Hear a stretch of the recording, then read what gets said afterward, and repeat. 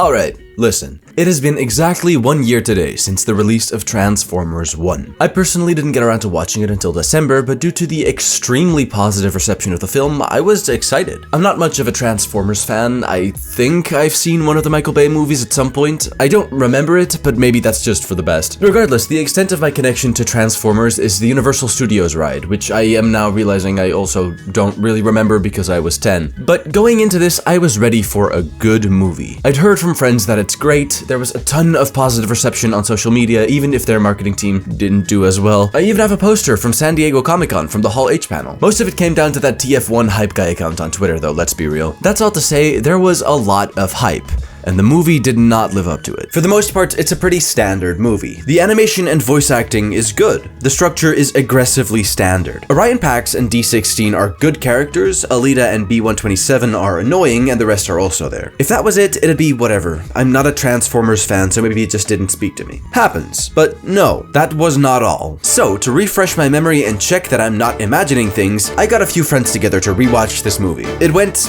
well, told you to never come back here. Why are we all yelling? I'm gonna smash you. He doesn't have a card. That's where you're going, Lord. What did you say? No. Warriors of noble Like a heart transplant. loyalty. And it is my doctor when he tells me to stop getting new hearts. My doctor when he gives me the Viagra. Sorry, are those minors? They're minors! We're minors. Mine, that's all. Miners. Miners? Why? Well, that's a shame. Really were a great miner. All right, Jeffrey Epstein. Reminder. You can't say that. Never trust a motherfucker whose colors are blue and gold, by the way. True. Actually, yeah. Introduce myself. I'm B127. You need me in the face earlier, back there. You can call me B or Badassatron. It's a nickname some of the guys gave me. I don't know. I didn't give it to myself or anything. Actually, it's pronounced Badassatron. in case you were wondering. Badassatron. You like He's that, an right? incel. Oh wait, I hate this movie. Yeah. I hate this bullshit. to get you caught up, this movie follows a group of 4 bots whose names I don't remember, so we're gonna call them the leading blue one, the critical pink one, the annoying yellow one, and the evil black Megatron. So Bluey and Megatron are best buddies working in the gacha game Currency Mines. Their boss is Pinky. They've just done some stupid stuff that lands them in the depths where the insufferable one is sentenced to staring at trash for all eternity. The 4 of them get stuck on a train to the surface, where there's supposed to be an ongoing war between the bugs and the forces of Sentinel Prime, the leader of the bots. They have a beacon that shows the location of the McMuffin, so they follow it to the resting grounds of the Primes, the nigh mythical warriors of old that sought to save the robots from the bugs at the start of the war. Okay, so that's my lore dump about the movie up to this point. Now, here's the movie's lore dump where they disassemble that part. It turns out that Sentinel Prime is not a Prime as he says. He's a traitor that murdered the legendary heroes of the Transformers to become subservient to the Helgramites and supply them with an excessive amount of chrono tokens. But that's not all. It turns out that the characters from Transformers are supposed to be able to transform. So far, the miners haven't been able to. They're all born with cores that let them...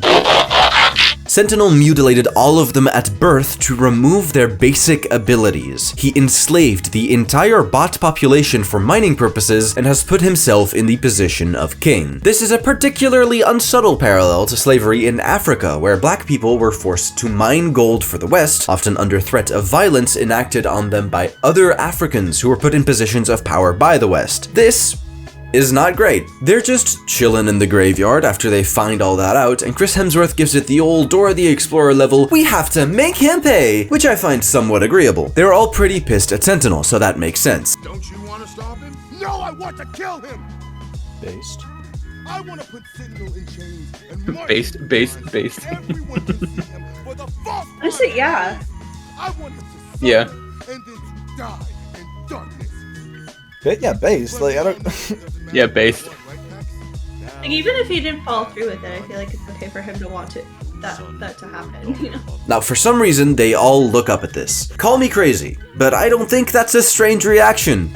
at all. I would also want to kill Space Hitler. If that makes me a bad guy, then so be it. They don't hammer on this too hard in this scene, but it's clear that the movie sees killing Sentinel as the bad ending. Why? I don't know, maybe it's stupid. So, the four of them get new cores, taking the ones from the dead primes. They learn to transform, fighting off some grunts as they go. They all presumably kill a bunch of Transformers while trying to run away. The one kill that's framed as bad is when Megatron, in tank form, shoots a guy that was about to open fire on the rest of them. Are we being real here? That is what you take issue with? The four of them run these guys over and that's all sunshine and rainbows, but this guy saving his friends from being shot is bad? Okay, sure. Whatever, fine. I guess that maybe they were just unconscious and this is the only one that actually died. I'm sure they don't constantly kill people in this movie.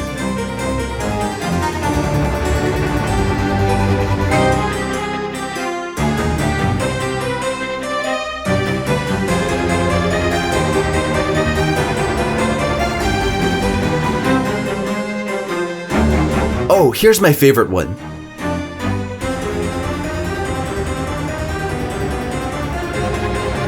Shooting a guy? Bad and evil. Twisting his torso to the other side of his legs and ripping him in two? Totally chill. They travel for a while, intending to go back to the city. Meanwhile, they discuss what they should do about Sentinel. Thor wants to show everyone what Sentinel did and turn them against him, while Megatron wants to kill him. There's one thing that I don't understand about this encounter. Why did you write it like this? Oh, okay, no, that's not how I should phrase it, but I am very confused. Obviously, they want to push the narrative that Megatron is the evil one, but there's realistically no reason for them to be disagreeing here. It's just stupidity. They can't have a successful revolution, which, to be clear, is what they're planning here, without both of these things. You need to rally troops so you're not outnumbered and outgunned, and you also need to find some way to dispose of the guy in charge. Blue Boy wants to use the power of truth to get people on the right side, which is great, but that doesn't solve the problem? Like, at all. He's more so like, how about we just tell everybody the truth, and then that'll solve everything. Yeah, it's like, exactly. That's not really in line with reality. Hey, buddy, you know what happens when everyone suddenly finds out that they've been enslaved and mutilated institutionally? Usually, a war where people die. Later in the movie, it's shown to be effective at getting people on their side, but it doesn't end the conflict. If anything, it starts the conflict. The movie seems to not know this, even though it happens less than 30 minutes from here. On their travels, they encounter a group of old war heroes that still have their cogs. They're in a pretty sorry state, having devolved into a might makes right society with one tyrannical leader and an isolationist attitude. All that counts is the strength of one bot over another. They immediately get me on their side by shutting Bumblebee up, but that appreciation is short-lived. He wouldn't stop talking, Even when he was unconscious? especially when he was unconscious. Enough. I want him to lose his voice box. The four ask for their help, they refuse, so Officer Morales tries to leave. They threaten him, so he threatens back, putting a massive gun in the leader's face. This wins their favor, but it's too late as Sentinel's forces attack. They kidnap Megatron, Bumblebee, and many of their new allies. So why is D16 framed negatively here? Again! I get that threatening people isn't the best move, but it's entirely excused by circumstance. The first reaction Megatron has to all of that is one of disgust.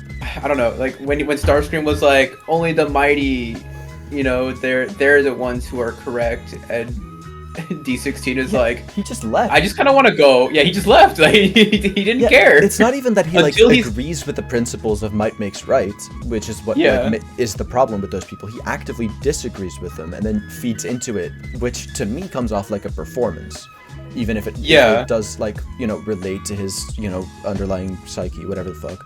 But like, Yeah. if I am going into a fight, a revolution against my oppressors, I want to coalition build like fucking crazy.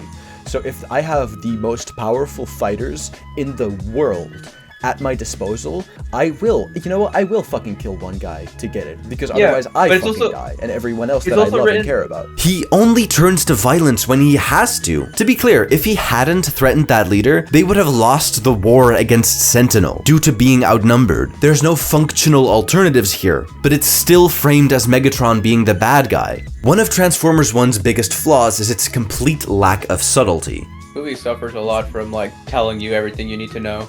Yeah. The movie makes a big point of showing Megatron to be the evil one, but he doesn't do even a single unambiguously bad thing leading up to the climax. On paper, as I've told you, these are all clearly good or at the very least necessary things. The film holds D16 to a standard it does not hold other characters to when it comes to killing. It frames his reaction to finding out his life is a lie and that he's been functionally enslaved for all of it as evil. It frames his means to protect himself and others as bad, but it only does that because of a lack of good writing. They make up for the lack of substance by drizzling style all over it. Is the animation stunning? Yes, usually. Is the voice acting great? Yes. But they can't actually write a compelling villain because they agree with the real bad guy. Obviously, they're not going to agree with Adolf Bottler, but between Megatron and Optimus Prime, they choose the wrong side. Instead of actually engaging with the ethical dilemmas at play and questioning whether they should kill Sentinel or not, or actually writing the villain doing a single bad thing, they give the guy they disagree with red eyes and play scary music whenever he's saying something we should disagree with. I get that this is probably because it's a kids movie and they couldn't go into very mature themes leading to a more surface level and hand-holdy narrative, but oh wait, no, that's actually bullshit because they do go into those themes. They do show murder. They do all the heavier ideas like slavery, mass mutilation, and a full-on civil war. They just take the wrong side in the conflict they spent the entire movie setting up. The hand-holding nature of it only makes this much, much worse because you're holding someone's hand as you're leading them headfirst into the ethical equivalent of the fucking Shadow Realm. This plays much worse now that Superman has come out. In a lot of ways, these movies are pretty similar. Two major elements they have in common lie in their protagonists and the political conflicts in each film. Superman postponed the genocide of the Jarhanpurians by sternly warning the dictator responsible, and that didn't do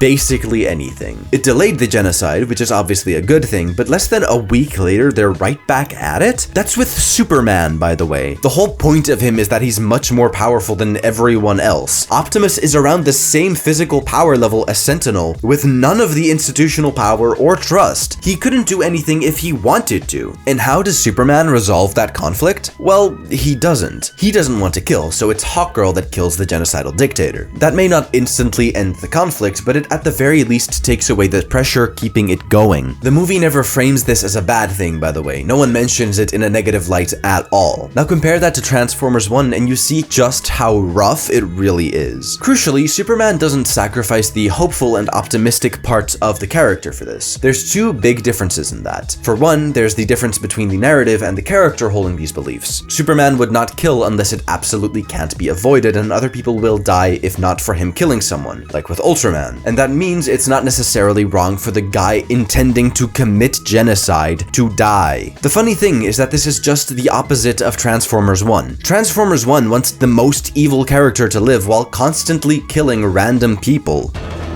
It's not even doing anything. Orion, look! I have Okay, but so I know, I understand the whole like, oh, I don't know, something woke, but like, those are just drones, right? Like, those are just drones with no sentience. Why? Look at ran them. away in fear. Well, that too, but look at them.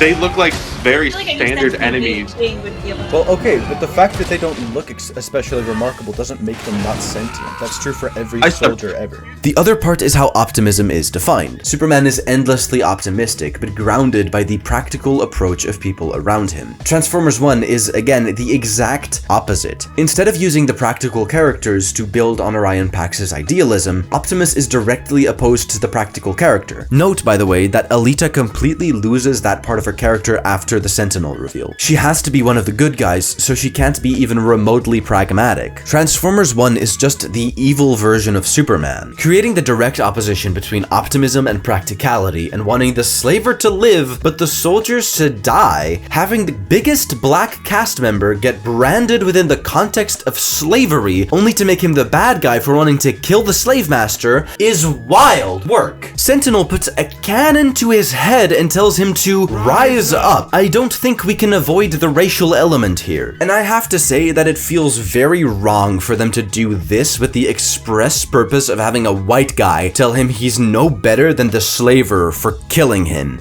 He's like, the way I see it is he's not trying to save Sentinel, he's trying to save his friend. That's how I always interpreted it. That line kind of kills it. Never mind. This movie doesn't even try to be right. It just says, turn your brain off. This sounds vaguely correct. Yeah, I'm good. Freedom is the right of all sentient beings doesn't hit quite as hard when you know that the guy who you're trying to save is actively enslaving the entire world and responsible for a currently ongoing war that is bound to have countless casualties. I feel like I don't have to explain why this framing is bad. This is really intuitive. Okay, sorry, I should get back to the plot. So about half of them have been taken by Sentinel. Orion shows a bunch of miners his cog, and they're all ready to throw down with this Sentinel chump. Exactly, by the way, like D16. So they attack the palace where Sentinel has everyone locked up. They slaughter a bunch of people, blah blah blah, mindless action set piece number 5, whatever. I'm only really interested in the confrontation between Megatron and Sentinel. He beats that fraud up easily, and is about to end him when they're interrupted by Optimus. This whole scene is ass. There's a whole war going on, and killing Sentinel would help to end it earlier. But no, that'd be bad. Why? Just trust me, I guess. Do it. Do it. No! Based. Fucking based. Fucking based. If this motherfucker's out here trying to stop a revolution from killing the guy that they've just been oppressed by for literally their entire lifetimes, then yes, he should die. Fuck you.